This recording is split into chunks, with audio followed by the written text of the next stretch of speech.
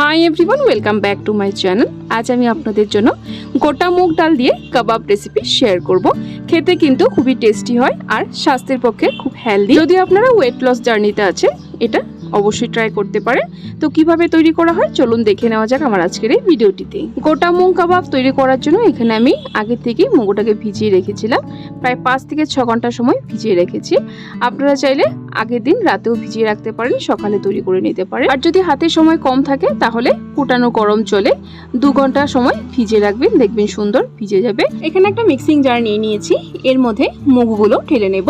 আর মুগুর মধ্যে যেন একটু জল না থাকে, ভালো করে জল ছড়িয়ে তারপরে মুগগুলো দেবে। কাবাবের এই মিশ্রণটা কিন্তু একদমই শুকনো রাখবেন, এখানে যেন কোনো অন্য কিছু অ্যাড করতে না হয় বাইন্ডিং এর জন্য। তারপর এর মধ্যে অ্যাড করে দিলাম 1 ইঞ্চের মতো আদা, আর দিয়ে দিলাম 2টো কাঁচা লঙ্কা। তারপর দিয়ে দিব এখানে ধনে পাতা। তারপর দিয়ে দিব এর মধ্যে স্বাদ মতো নুন, নুনটা নিজেদের স্বাদ অনুযায়ী দেবে। আর দেবো এখানে 1 টিস্পুন পরিমাণ গোটা জিরে। এই কাবাবে যদি আপনারা পেঁয়াজ রসুন খেতে চান তাহলে এই সময় অ্যাড করে দিতে পারেন। এখন ঢাকনা লাগিয়ে পেস্ট তৈরি করে নেব। তবে পেস্টটা কিন্তু একদম মিহি করবেন না, একটু দানা দানা থাকবে। দেখুন ঠিক এরকম ভাবে পেস্ট তৈরি করবেন। দেখুন আমি জল ছাড়া পেস্ট করেছি, একদম শুকনো শুকনো হয়েছে। মিশ্রণটা ঠিক এরকমই রাখবেন। আর দেখুন কাবাবগুলো কিন্তু সুন্দরভাবে শেপ তৈরি হয়ে যাচ্ছে। তো চলুন এগুলোকে ফ্রাই করে নেওয়া যাক।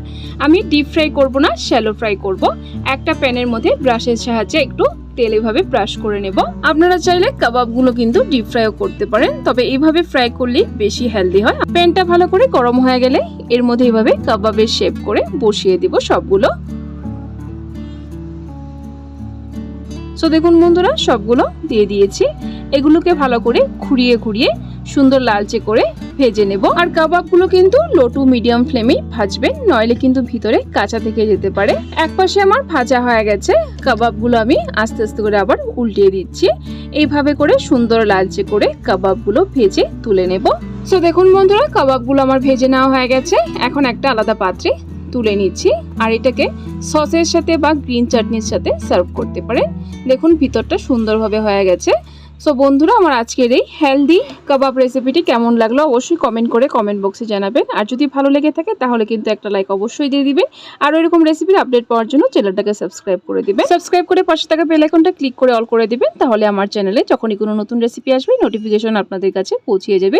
ভিডিওটি দেখার জন্য অসংখ্য ধন্যবাদ।